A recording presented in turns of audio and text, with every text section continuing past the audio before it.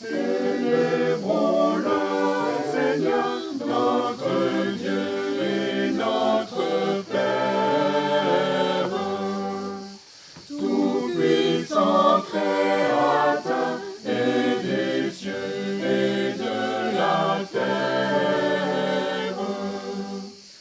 Ce Dieu d'amour de ses enfants chaque jour, de exaucer la prière. Célébrons le Seigneur, le Christ, chef de l'Église, et qu'à sa volonté toute nation soit soumise. Notre Sauveur, sur la croix pour les pécheurs, à qui la grâce promise. Célébrons le Seigneur, l'Esprit qui sur notre terre assemble les croyants et de ses dons les éclaire. Il les unit en un seul corps qu'il bénit, dans la joie et la lumière.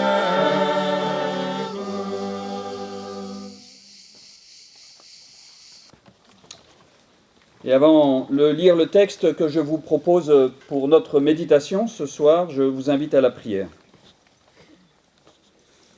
Dieu notre Père, tu viens à nous dans la nouveauté, et nous allons vers toi avec nos habitudes. Tu viens à nous dans la vérité, et nous allons vers toi avec nos illusions. Alors donne-nous ce soir, dans la lecture de ce texte de la Bible que nous allons lire, Seigneur, donne-nous la joie de découvrir ton chemin qui nous conduit vers toi pour vivre l'amour qui défie les siècles. Amen.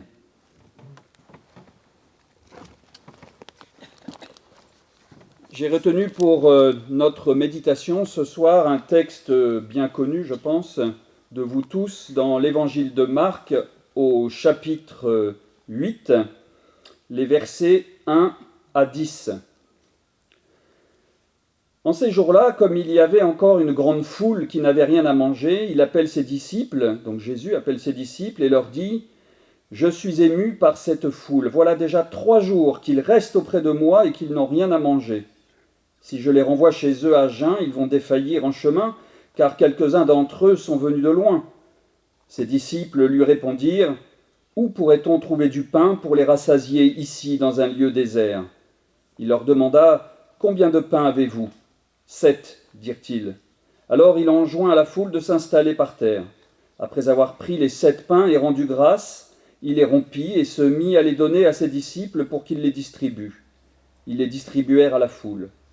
Ils avaient encore quelques petits poissons. Après avoir prononcé la bénédiction sur eux, il dit de les distribuer également. Ils mangèrent et furent rassasiés, et on emporta 7 corbeilles de morceaux qui restaient. Ils étaient environ 4000, et ensuite il les renvoya. Aussitôt il monta dans le bateau avec ses disciples et se rendit dans la région de Dalmanutha. Éternel, ta parole est vérité, sanctifie-nous par ta vérité. Amen.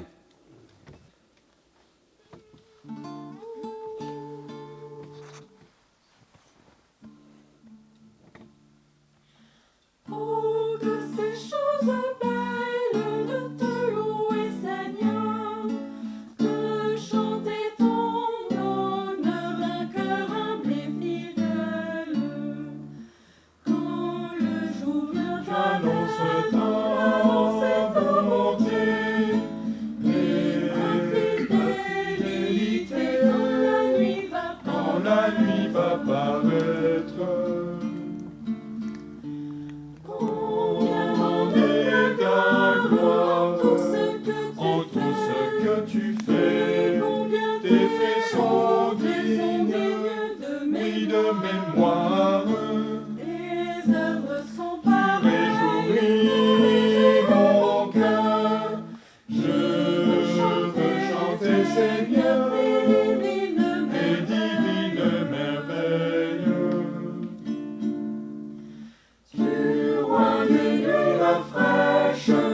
enfant de ton enfant.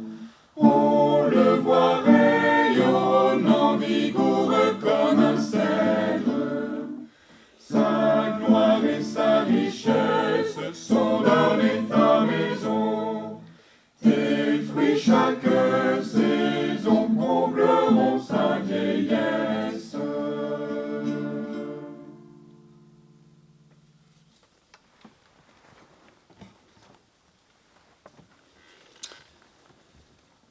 Chers amis, puisque nous sommes entre nous ce soir, j'aimerais que l'on se demande quelle nourriture nous venons chercher lorsque nous nous rassemblons, comme ce soir, pour une assemblée nocturne, ou lorsque tout simplement nous nous retrouvons dans un temple un dimanche matin.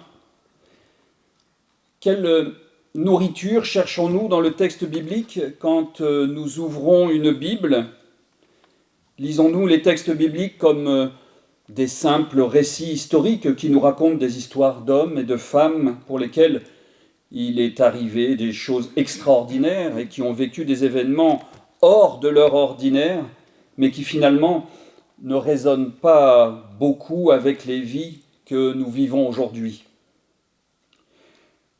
Ou alors, traversons-nous le texte biblique comme une véritable rencontre avec une parole qui vient nous nourrir, et sommes-nous prêts à nous laisser saisir par la main pour cette rencontre inattendue et recevoir une parole qui nous ferait grandir pour qu'à notre tour, nous puissions nous aussi évangéliser le monde qui nous entoure, mais non pas en clamant des slogans passe-partout qui ne veulent plus rien dire, mais en portant en gestation au fond de nous, comme une mère porterait son enfant, une parole venue du divin. Et puis un jour la faire surgir, la mettre au monde pour la faire vivre, la faire grandir, et qu'elle-même vienne ensemencer ensuite d'autres chemins. Voilà, je crois, le véritable enjeu de la lecture du texte biblique. Et dans cet esprit, peu importe si historiquement ces récits sont finalement vrais ou faux, et d'ailleurs, combien de fois faudra-t-il rappeler que les évangiles ne sont pas des reportages journalistiques? Les récits des évangiles faisaient vérité pour les auteurs de ces textes millénaires, ils faisaient autorité aussi pour leur vie, dans le sens que ces textes avaient le pouvoir de les faire grandir, d'augmenter leur vie, parce qu'ils donnaient plus de perspective à ce qu'ils vivaient. La lecture de ces textes bibliques doit donc aussi éveiller en nous ce soir de quoi nous permettre de rendre le monde meilleur, de rendre le monde plus vivable, de rendre nos vies plus étincelantes aussi, comme cela a été le cas il y a 2000 ans pour les auteurs et les auditeurs de ces textes. Mais pour cela, il faut arriver à traverser le texte biblique pour répondre à une question essentielle qui sera posée aux disciples par Jésus lui-même à la fin du chapitre duquel j'ai lu le texte tout à l'heure. Jésus pose cette question à ses disciples: « Et pour vous, qui suis-je » C'est la question qui nous est posée aussi ce soir autour de ces textes, dits de la multiplication des pains. Comment comprendre ce récit de miracle pour nos vies d'aujourd'hui, pour pouvoir dire ensuite qui est Jésus? Nous ne sommes pas les seuls d'ailleurs à ne pas comprendre. Nous allons voir qu'à 3 reprises, Jésus dit à ses disciples qu'ils sont obtus et qu'ils ne comprennent absolument rien. Rappelons d'abord le contexte de notre passage. Des milliers d'hommes et de femmes accourent de toutes parts pour rencontrer Jésus, l'écouter, pour le voir et le toucher peut-être aussi, pour apercevoir celui dont on entend des tas de rumeurs circuler sur les miracles qu'il produit. On veut approcher une superstar, mais la soif du buzz, le sensationnel, ce n'est pas ça qui nourrit un homme. Ces milliers de personnes face à Jésus sont là depuis des jours, et ils ont encore faim. Ils n'ont pas été rassasiés, la nourriture qu'ils sont venus chercher ne les a pas nourris, ou peut-être ne l'ont-ils pas trouvée parce qu'ils n'ont pas su se saisir ou s'approprier les enseignements de Jésus. Et Jésus s'en rend compte. il remarque que ces milliers de personnes ont encore faim. Le basculement du récit se trouve au moment de la bénédiction, au moment où Jésus rend grâce. Jésus prononce une bénédiction dont on ne connaît pas d'ailleurs le contenu, mais pour un juif, la bénédiction, c'est une parole de louange et de reconnaissance. Mais à ce moment précis, Dieu entre en action et les 4000 personnes présentes sont enfin rassasiées. Elles sont toutes rassasiées et il reste même des morceaux, dit le texte. Mais rassasiées de quoi ? Rassasiées de quoi ? Cet événement que l'on réduit à une simple multiplication de pain a tellement d'importance dans le ministère de Jésus qu'il est raconté à 6 reprises, 2 fois dans l'évangile de Matthieu, 2 fois dans l'évangile de Marc, 1 fois dans Luc et 1 fois dans Jean. Il y a bien des différences d'ailleurs entre ces récits, ils sont parfois 4000, ils sont parfois 5000, c'est parfois un enfant qui apporte les pains et les poissons, il y a tantôt 5 pains, tantôt 7, mais c'est le seul miracle qui est répété autant de fois dans les évangiles. Alors que la résurrection de Lazare, par exemple, n'est relatée qu'une seule fois dans l'évangile de Jean. Pourtant, la résurrection d'un homme, ce n'est pas rien. Alors que c'est quand même un événement majeur. Alors que les récits de la nativité ne sont repris dans que 2 évangiles, et de 2 façons très différentes, voire contradictoires. Alors que les autres récits de miracles sont repris au mieux une seule fois dans chaque évangile, pourquoi les auteurs des évangiles ont-ils retenu avec autant d'insistance cette histoire de multiplication des pains et des poissons, et pourquoi cette histoire est-elle doublée dans 2 évangiles ? La raison principale, je crois, elle est pédagogique. Les 2 récits, dans l'évangile de Marc et dans Matthieu, encadrent une véritable leçon de Jésus sur la foi. Ou plutôt, je devrais dire, une leçon sur Jésus par l'évangéliste Marc sur la foi, sur la compréhension de la loi, sur l'interprétation du texte biblique et la réception de la parole de Dieu. Cette leçon permettra au lecteur-auditeur de ce texte de répondre à la fin à la question « Qui est Jésus ?» L'apprentissage de la foi est, et a toujours été d'ailleurs, une question de pédagogie. L'évangélisation, au sens de la transmission d'une bonne nouvelle, au sens de témoigner de la bonne nouvelle de Jésus-Christ, a toujours été une affaire de pédagogie. Depuis 2000 ans, les chrétiens tentent d'élaborer des pédagogies pour apprendre Dieu, pour saisir la main de Dieu. Avant la fin du 1er siècle, un peu avant ou un peu après la rédaction de l'évangile de Marc, le premier de ce que l'on appellerait aujourd'hui un catéchisme est écrit. C'est la Didaché. C'est un livre qui apprend les prescriptions morales, liturgiques, disciplinaires pour accéder au chemin de la vie éternelle. Dès le début, la foi s'apprend, la foi se comprend, la foi s'interprète, la foi s'expérimente, la foi se réfléchit, la foi se dit dans des confessions de foi, la foi se dit dans des événements hors de notre ordinaire, et on appelle ça des miracles. Au fil des siècles, les églises ont produit des catéchismes de toutes sortes pour dire qui est Jésus et comment Dieu s'est manifesté à travers lui. On connaît tous évidemment le petit catéchisme de Luther, d'où est tirée la confession de foi que nous avons chantée. Les évangélistes utilisent donc les récits de miracles pour dire comment Dieu se manifeste dans la vie des hommes et pour dire comment approcher les enseignements de Jésus. Comme toutes les bonnes pédagogies, eh bien, on répète, on réexplique autrement, avec d'autres exemples, avec d'autres images, quand les auditeurs n'ont rien compris. Alors, pour découvrir la pédagogie de l'évangéliste Marc à travers ce miracle de la multiplication des pains, il faut élargir notre champ de vision et regarder ce qu'il y a avant et après ce miracle que je vous ai lu.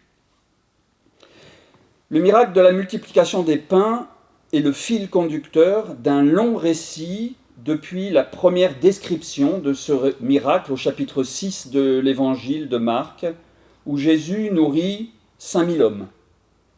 et jusqu'à la fin du chapitre 8, où la question de l'identité de Jésus est posée.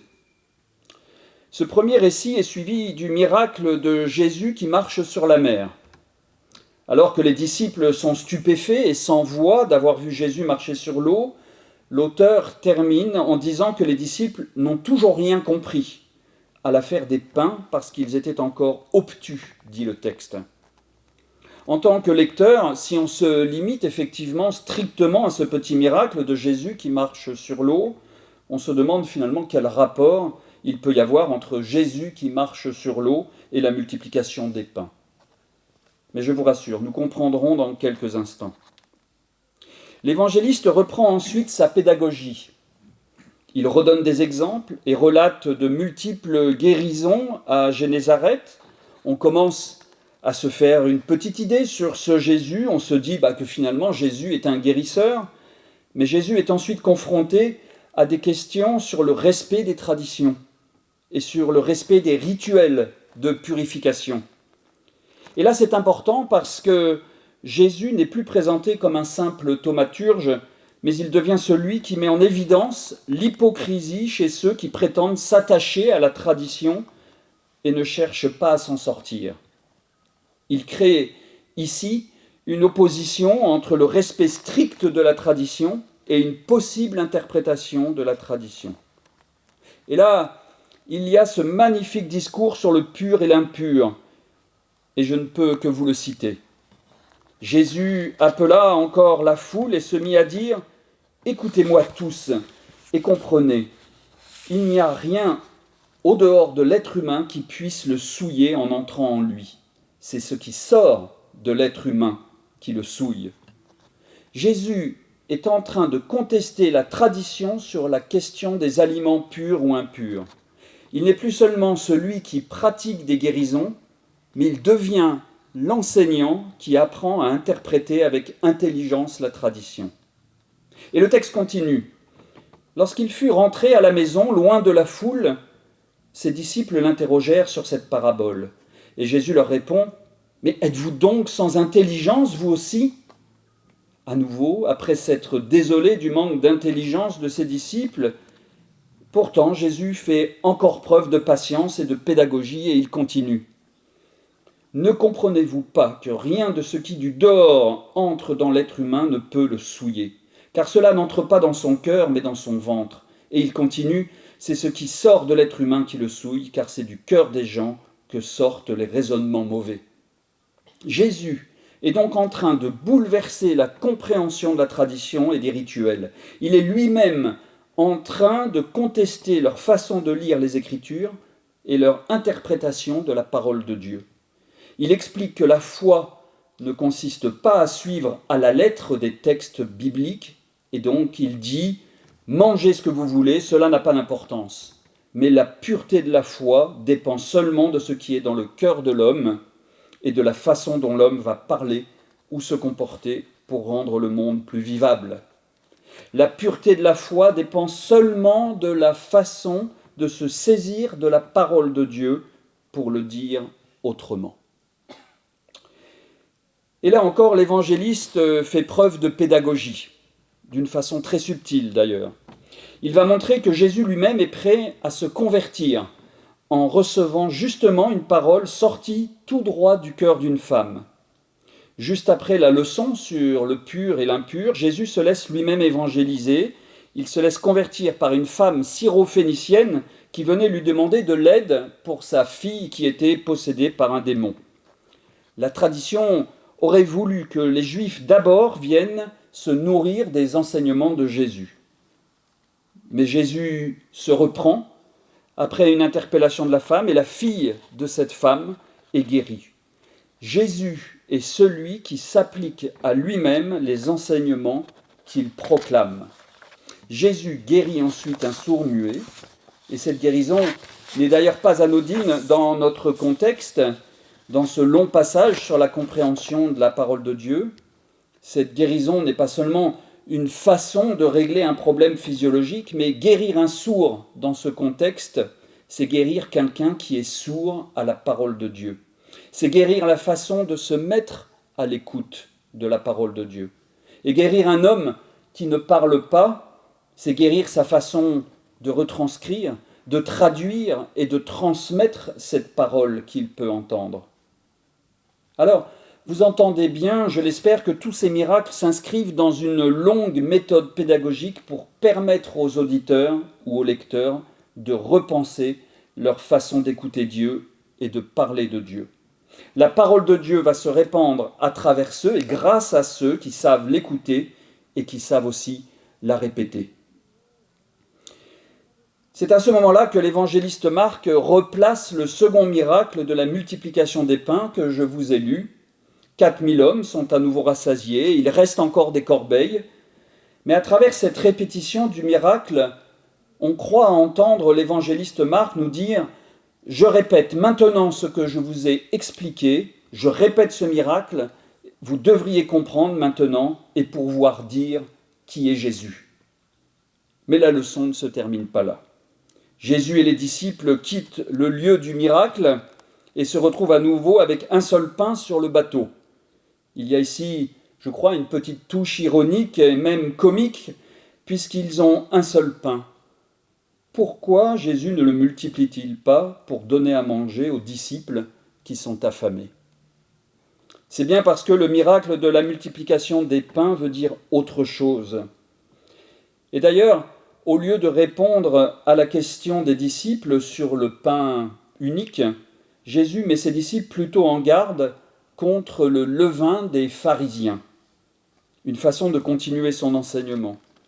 Et les disciples, toujours aussi obtus, dit le texte, ne comprennent toujours rien, une troisième fois, et pensent que Jésus parle du levain, donc de la farine, de l'eau et de la levure, qui permet de fabriquer du pain.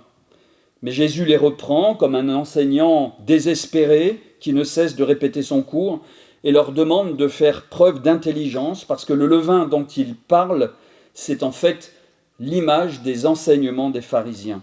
Jésus cite ce passage de Jérémie et que je vous répète, « Écoute, peuple stupide, déraisonnable, ils ont des yeux mais ne voient rien, ils ont des oreilles et n'entendent rien. » Ce passage est aussi repris dans le livre d'Ézéchiel sous cette forme. « Tu habites au milieu de la maison rebelle des gens qui entendent, des gens qui ont des yeux pour voir et qui ne voient pas, et qui ont des oreilles pour entendre et qui n'entendent pas. » Jésus, pour la troisième fois, leur reproche à nouveau de ne rien comprendre et ne comprennent pas encore le sens de la multiplication des pains parce qu'ils n'entendent rien et ne voient rien.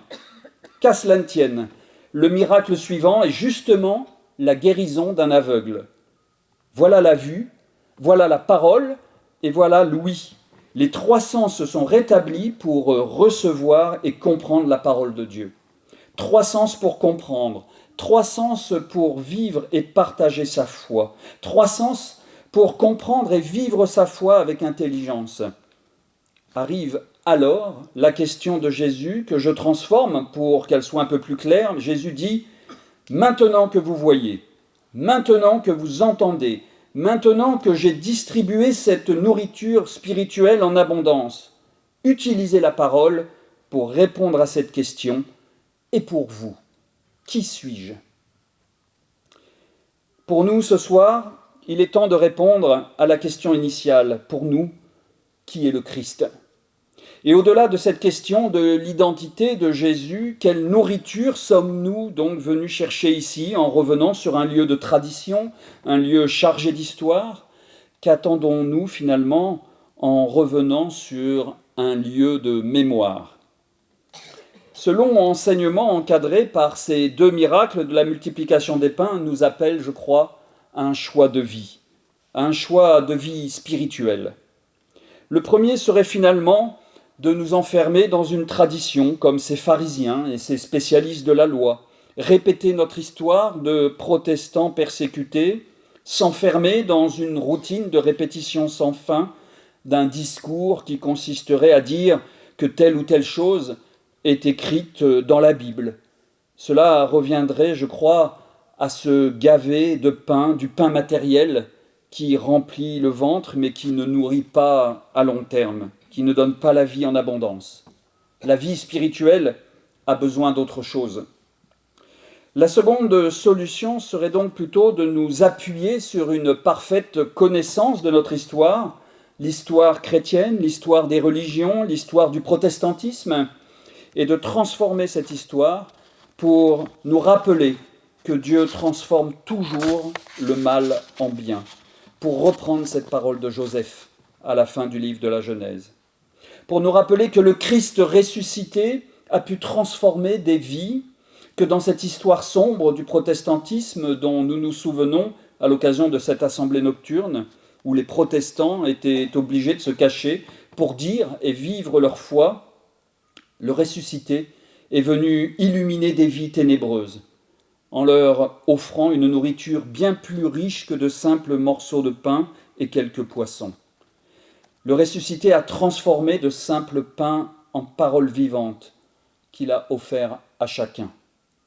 Le véritable miracle de la multiplication des pains, il est dans cette parole qui se partage par petits morceaux encore aujourd'hui, qui se multiplie et qui se transmet et se propage sans cesse depuis 2000 ans. Alors, qui est ce Jésus ? Ce verset de l'évangile de Jean, je crois, prend tout son sens et nous donne la réponse. Je suis le pain de la vie. Celui qui vient à moi n'aura jamais faim et celui qui met sa foi en moi n'aura jamais soif.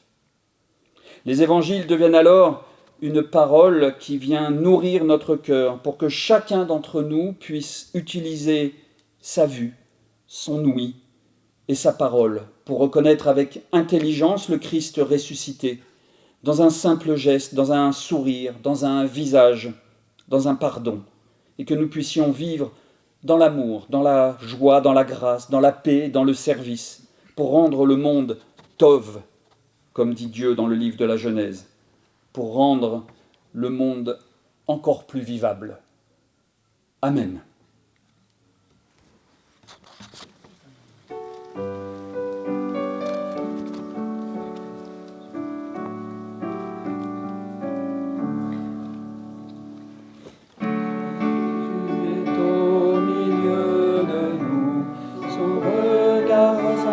Sur nous, sa douce voix l'entendez-vous? Je veux vous bénir tous, je veux vous bénir tous, sa douce voix l'entendez-vous? Je veux vous bénir tous.